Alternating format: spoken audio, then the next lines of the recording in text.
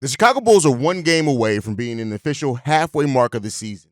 And at this time last year, the Chicago Bulls record was basically the exact same that it is now. We're going to talk a little bit about that, where the Chicago Bulls sit and what makes this season different from last season.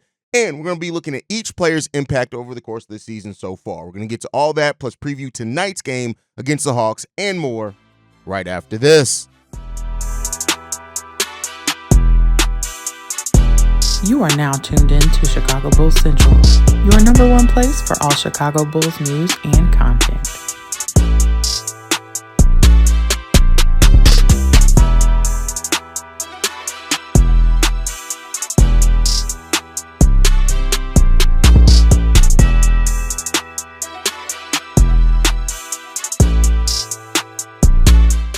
What's going on, Bulls fans? Welcome to another episode of Chicago Bulls Central, your number one spot for everything Chicago Bulls related. I'm the host here, Haize, but more importantly, you guys can follow the channel at Bulls Central Pod on every social media platform we happen to be on. With that being said, let's go ahead and get this content for today. And we're going to start off talking about this. The Chicago Bulls are 18-22 after 40 games.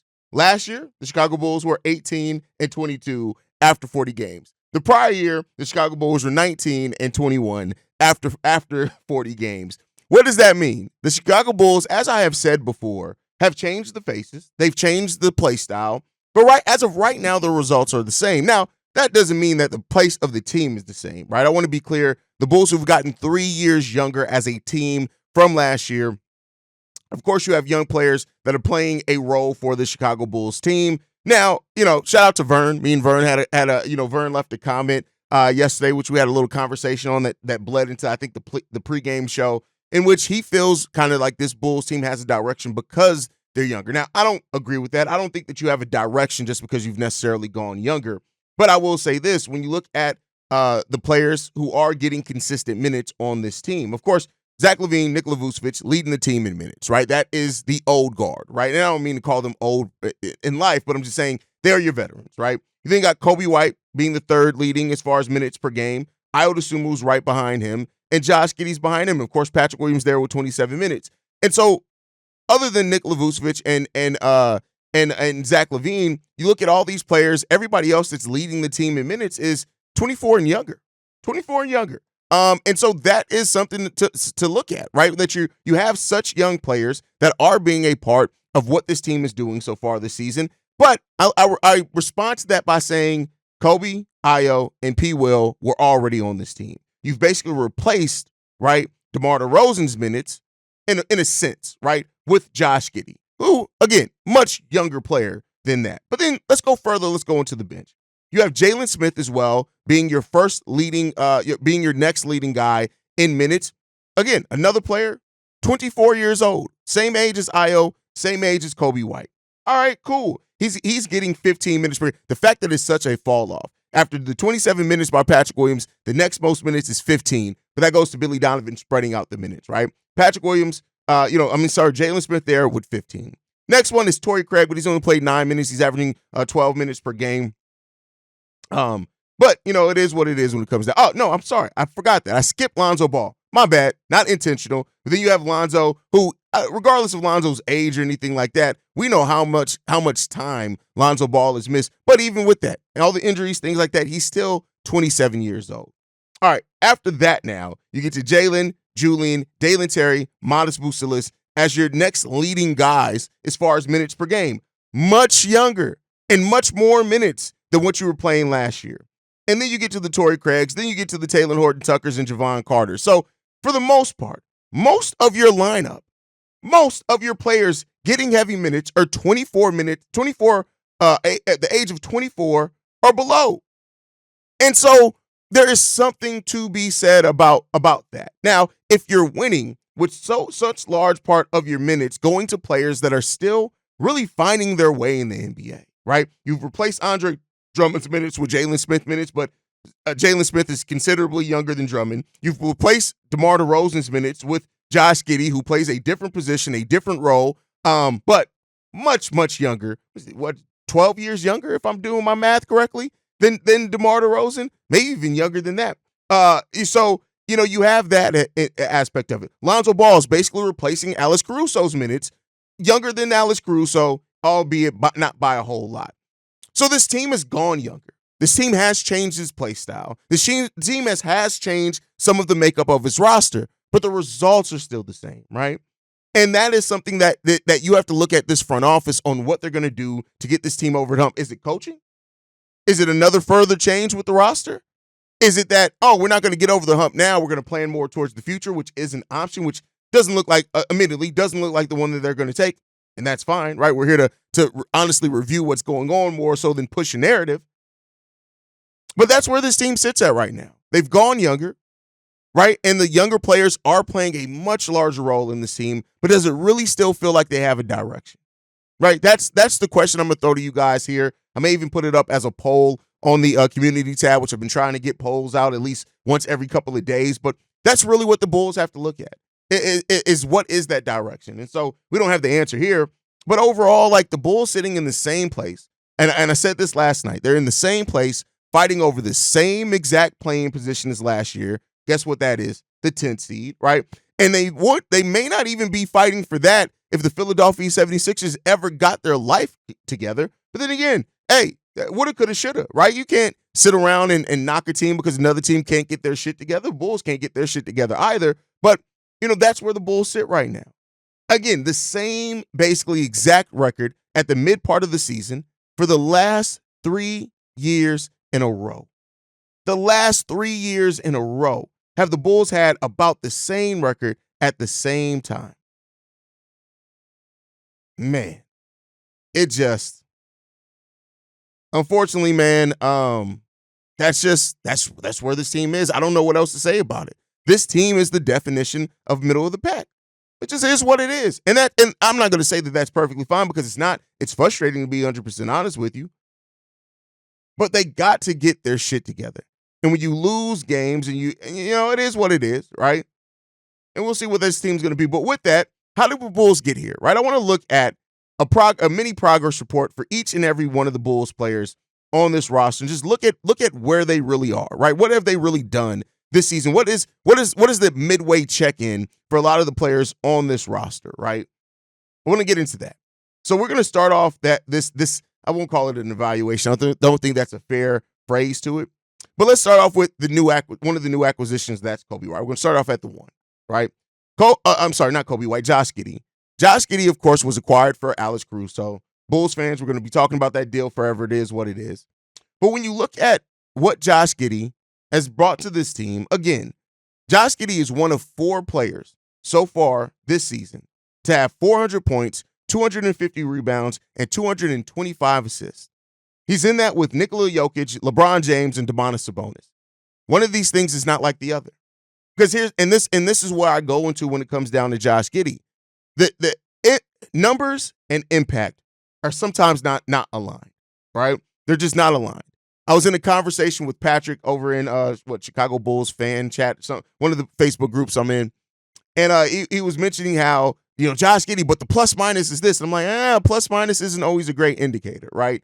No, I'm not here. You guys know I'm not here. I'm not going to knock on Josh Giddey. Josh Giddey is a player that's come in. The points are down, right, per game, but it's a much different role with a much different team. The rebounds are up from what he did last year, but everything else is right around his career averages. He's actually up on steals, right? The turnovers are a little bit higher than what they were last season as well, but that's overall the Bulls play some sloppy-ass offense at times. But Josh Giddey has shown himself to be what the Bulls brought him in here to be, a rebounder and a playmaker who does add more to the Chicago Bulls offensive ceiling. Now, defense, that's a story for another day. But, and I'll say this as well, there have been games in which Josh Giddey has been a much better defender than I have given him credit for, right? But he definitely helps raise the Bulls offensive ceiling. Now, I think that there have been some learning curves on how and what works with playing with Josh Giddey, but he does do that. And it's been a solid season for Josh Giddey for the things that he does well, right? You look at Coby White. Coby White, and the season that he's had so far, Coby White's season has been a mixed bag mainly because of the inconsistencies in Coby White's game and the changes to how Coby White needs to play to be effective. I almost said plays, but it's how he needs to play. Every player has a play style that fits them best, right? And that is Coby White is one of those guys. Coby White needs to drive. He needs to have the ball in his hands. He needs to create by going to the lane, and this team has made him a jump shooter. We saw that last night, 1 of 8 in shooting three-point shots because Coby White is not this perimeter jump shooter. We saw, before this injury, his drives per game went up. It was down again last game, but Coby White's averages, 18.5 points per game, 43% shooting, 36% shooting from three. I mean, like those numbers compared are down from last year, but they're down a little over 1%. He's getting 3.5 rebounds per game. That's down a rebound per game from last year. And his assists are only down 0.5 assists, considering he's playing with Lonzo Ball and Josh Giddey out there in the passers. That's actually pretty solid. He's averaging over a steal per game, which is the most of his NBA career. And the turnovers are a little bit, just 0.3 up from last season as well. But Coby White's season has been marred by the inconsistency in Coby White's game. There's just no way around that. Coby White has been wildly inconsistent so far this season, and you want him to be a lot better. But I will say this, we're seeing more signs of him and Josh Giddey figuring out than not. But I think that you got to play. Coby is showing himself to be a player that you got to play him in a specific way. Zach LaVine. This season with Zach LaVine has been amazing. Like, this is a comeback season for Zach LaVine in every shape, form, or fashion. One of the most efficient seasons of his career as well. And when it comes down to the efficiency that Zach LaVine is playing with is crazy. Zach LaVine is as good as Zach LaVine has ever been. It just is what it is. That's just the reality of it. He's as good as what he has ever been in this league. He still has his things that, turnovers are still a problem at times.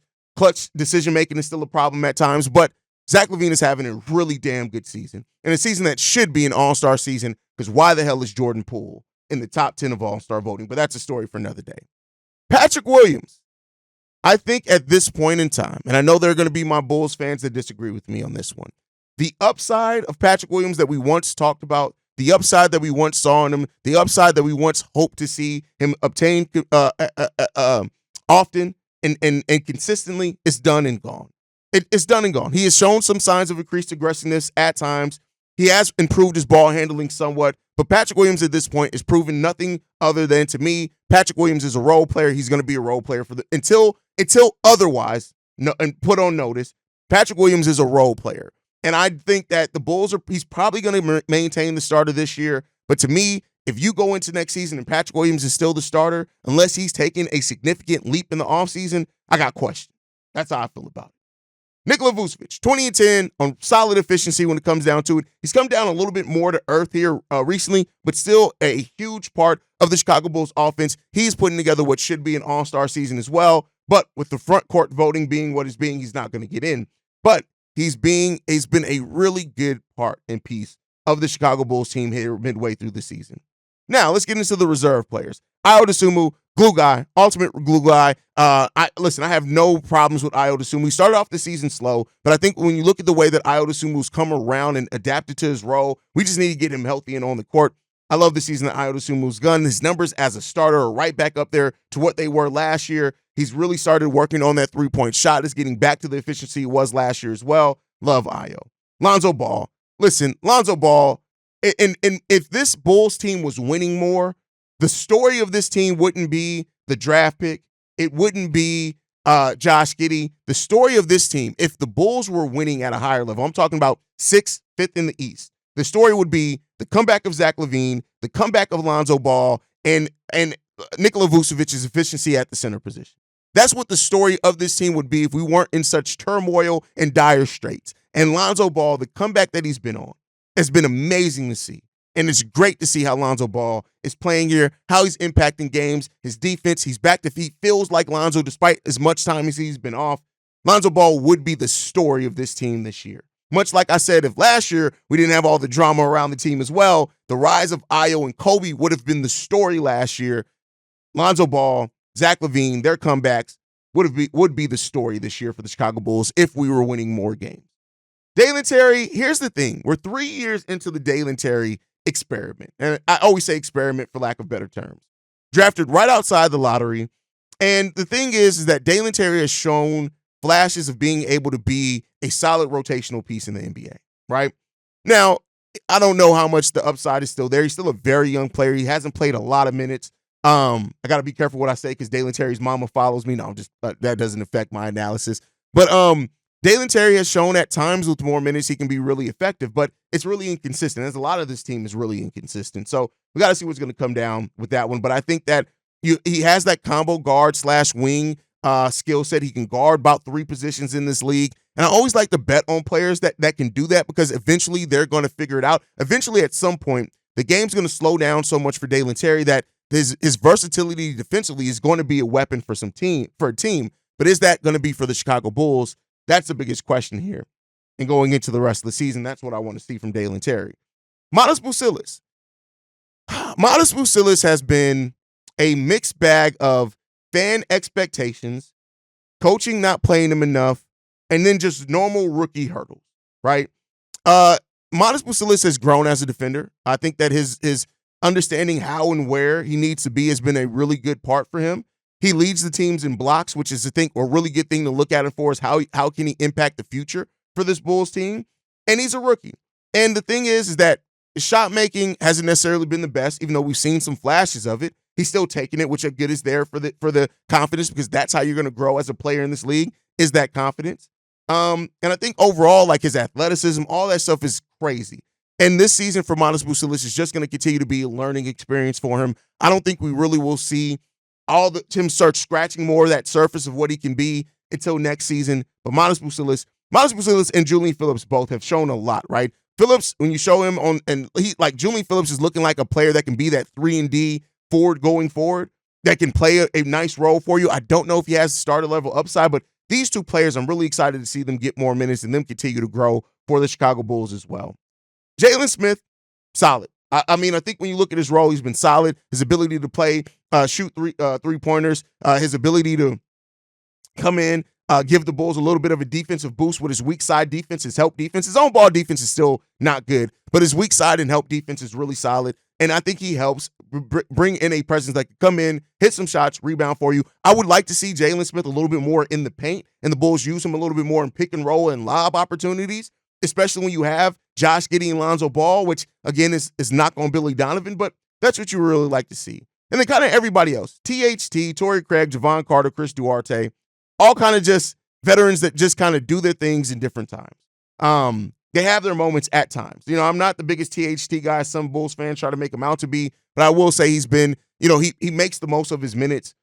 Torrey Craig can't stay healthy. He may have already played his last game for the Chicago Bulls, depending on if they're able to move him by the trade deadline, and we'll see what happens there. Chris Duarte, spicy Denzel Valentine. I got nothing to say about Chris Duarte. Other than that, the Bulls roster and season, it is what it is. They're right on pace to be around the win prediction that I had for them. And we just got to see what's going to happen at that point in time. What do the Chicago Bulls have left? If we can stay healthy and get this roster for the most part fully healthy, what does that team look like for the rest of the way, right? That's something as well to look at for. And we'll see what happens there. But I think overall, we'll see. We'll see. But the Bulls do have a game tonight against the Atlanta Hawks. The Atlanta Hawks right now ranked 9th in the Eastern Conference, one spot above us. And when you look at them, it's been a very mixed bag for them as well. They're 21st in net rating in the NBA. They're 17th in offensive rating, 21st in defensive rating, right? So this is another game where the Bulls can play solidly on both sides of the ball. They can very much so be in this game. We also play the Hawks pretty damn decent over the course of their career, over the course of the last few years. Look at the last 5 games for the Atlanta Hawks, 27th in net rating, 20th in offensive rating, 27th in defensive rating, 21st in true shooting percentage, 22nd in effective field goal shooting percentage. They are 10th in assists and 10th in turnovers because they don't turn the ball over and they do pass the ball a lot, especially with having Trae Young there. But this is a team that has young pieces in Jalen Johnson, Dyson Daniels, that just are playing really solidly for them, right? They are a big part of why the Hawks are here. Whereas the Bulls, the young players are a part of the team, right? For sure. I would say as much as Dyson Daniels and Jalen Johnson are just as much of a part as why the Hawks are the 9th seed in the play-in as their veteran and Trae Young. They are a huge part of this team, and they're really growing as well as players, and they're coming into their own right. And that's what the Hawks are betting on going forward, wherever this season ends up shaking out for them. Zachary Richer is a player he's starting to come along a little bit for them as the number 1 overall pick. Still not averaging a huge amount of points or anything per game, but he's playing a role on this team. You have other young players, but he's fitting in with those young players and what they're trying to do. The Bulls got to be prepared because the Hawks are a team that can come in a lot of different ways, a lot of different avenues, and really try to kill you. And the Bulls got to be prepared and ready to go for that for today, because if they're not, the Hawks are good enough on both sides of things to where they can give the Bulls some fits, and the Bulls got to be prepared for that. And let's see if they can do it. Let's see if they can do it. I have some hope for my team. Let's see if they can take care of business tonight. Before we go, I'm going to get a little bit more personal than I usually do, right? And I think I need to say this, right? The channel has been growing a lot here recently, and I've been trying to evolve the channel. I'm trying to stop cursing as much. I'm trying to stop going off on people as much. But I think I want everybody to realize this, right? This isn't a toot your own horn segment or anything like that. It's just to be real for a second, right? When I started Chicago Bulls Central, my goal was if I ever hit 5,000 subscribers, I'm good. We're now over 20,000 subscribers with the goal of getting to 25,000 by the end of this year. And I had no plans of being a full-time content creator. I had no plans of doing this full-time. I had no even inkling. I didn't get into this to make money. I just didn't. I got into this because I love the Chicago Bulls. I live and breathe Chicago Bulls basketball and Chicago Bears football. That is such a big part of my life that I sit here and I love these teams so much that I talked about them every day anyway. So I decided to do this on this show. And I think at this point, I would hope that everybody, most people have gotten to know me for me, right? And it's always going to be me. But I need to say this, right? Is that my frustrations with this team often are the frustrations of a fan. I'm a fan of this team first. I'm an analyst second. And because of the love that I have for the Chicago Bulls, yeah, I get frustrated with this team. Yeah, I get pissed off with this team. Yeah, I hate seeing my team lose, right? I hate seeing my team be in a place where, what the hell are we doing? Hate all of that. But I'll say this. What we have accomplished here with Chicago Bulls Central has been some of the best times of my almost 40 years on this planet. And we are going to continue to do this. This is not like we're going to continue to do this at this level, but I also need you guys. You guys are as big a part of this channel as I am. I'm just the one in front of the camera and the microphone. And as we continue to grow, as I try to empower more people like the mods and things here, we're going to get back to having guests on more often. I just want to make sure that everybody's voice is heard. That's why we do mailbags, where a lot of other shows don't do things like that. That's why I give it a show over to you guys 2 times a week, where I want the main part of the show to be your voices, how you're feeling with this team, right? And in a time where, and the reason why I want to have this conversation, because people have asked, Haize, you're on camera, why don't you use highlights? Why don't you do this? And one thing that I've seen so much of pop up is AI. And how AI is used now with people who don't even on camera. You got to ask yourself, if they're even a real person or the AI. People who use whack topics, things like that. We are always going to be the place where all Bulls fans can come and know that they're getting the up-to-date news, up-to-date analysis, but more importantly, objective views and conversations around what this team is, where they're going, and things like that.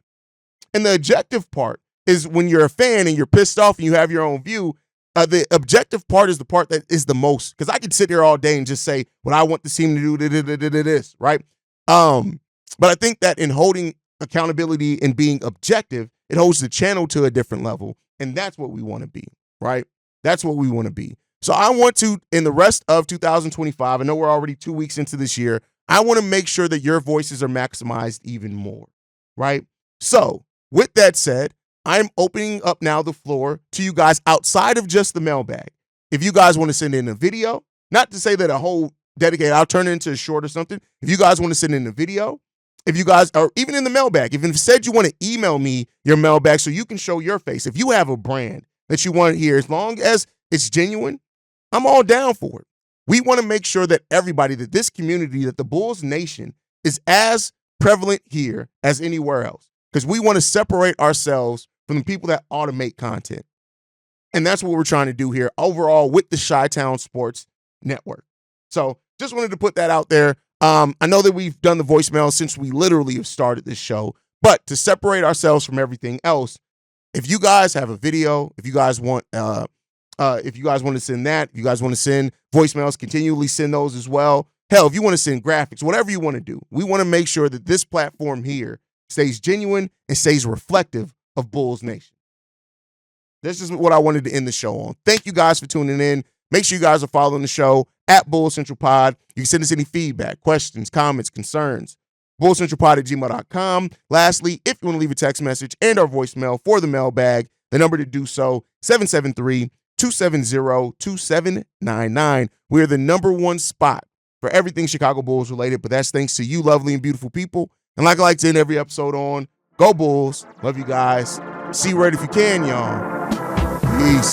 This has been a presentation of the Break Media.